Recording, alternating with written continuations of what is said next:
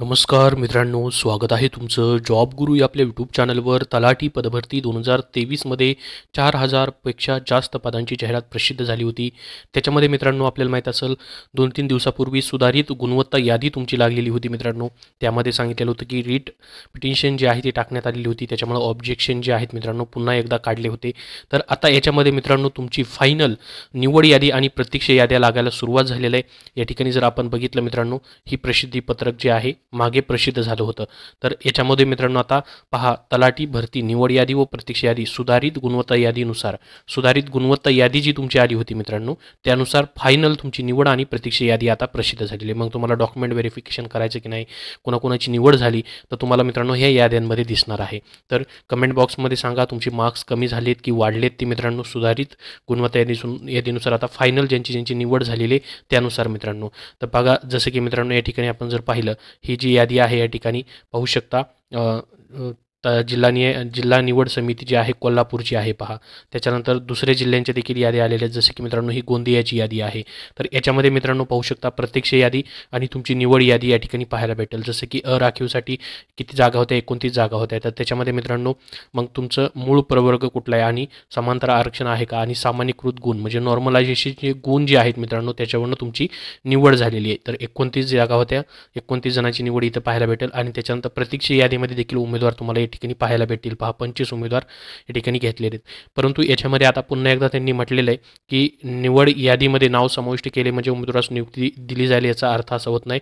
उमेदवारांची अंतिम नियुक्ती ही संबंधित उमेदवाराची ओळख, कागदपत्रे, प्रमाणपत्र पडताळणी, वैद्यकीय तपासणी अहवाल, चारित्र्य पडताळणी अहवाल, त्याचप्रमाणे समांतर आरक्षणाच्या अनुषंगाने सदर प्रमाणपत्राची सक्षम प्राधिकारी यांच्याकडून पडताळणी केल्यानंतरच करण्यात येईल असं याच्यामध्ये देखील सांगण्यात आलेलं आहे. जर पूर्वी तुमच्या ठिकाणी डॉक्युमेंट व्हेरिफिकेशन झालं असेल तर त्याबद्दल जर काही परिपत्रक प्रसिद्ध झालं मित्रांनो तर तुमच्यापर्यंत त्याबद्दलची नक्की माहिती दिली जाईल. संपूर्ण याद्या ज्या आतापर्यंत मित्रांनो या ठिकाणी पहा 6 ते 5 या ठिकाणी जिल्ह्यांच्या याद्या आलेल्या आहेत. जेवढ्या पण याद्या येतील तुम्हाला आपल्या टेलिग्राम चॅनलवरती मित्रांनो पाहायला भेटतील.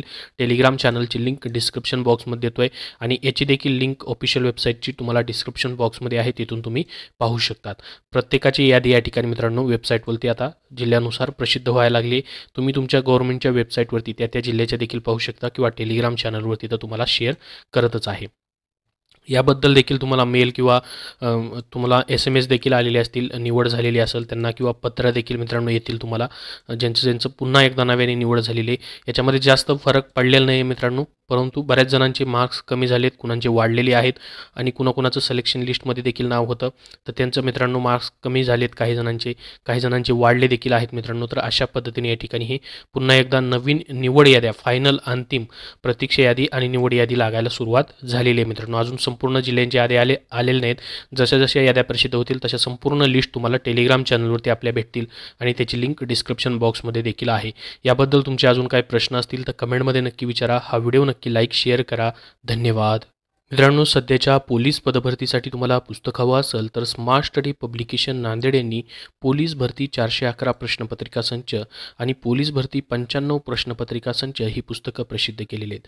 पोलीस भरती 411 प्रश्नपत्रिका संचमध्ये मित्रांनो जसं की तुम्ही महाराष्ट्र पोलीस सिपाईला अप्लाय करताय किंवा ड्रायव्हर पोलीस सिपाईसाठी अप्लाय करताय, SRPFसाठी करताय, पोलीस बँड्समॅन असेल, लोहमार्ग पोलीस सिपाई असेल, तर कारागृह पोलीस असेल, या सर्वांसाठी तुम्हाला हे उपयुक्त पुस्तक आहे. याच्यामध्ये 16,951 प्रश्न त्यांनी दिलेले आहेत मित्रांनो.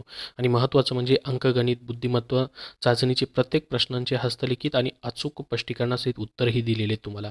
स्टेट बोर्डावरती आधारित मित्रांनो इयत्ता 5वी ते 12वी पर्यंतच्या सर्व संभाव्य प्रश्नांचा देखील याच्यामध्ये समावेश आहे.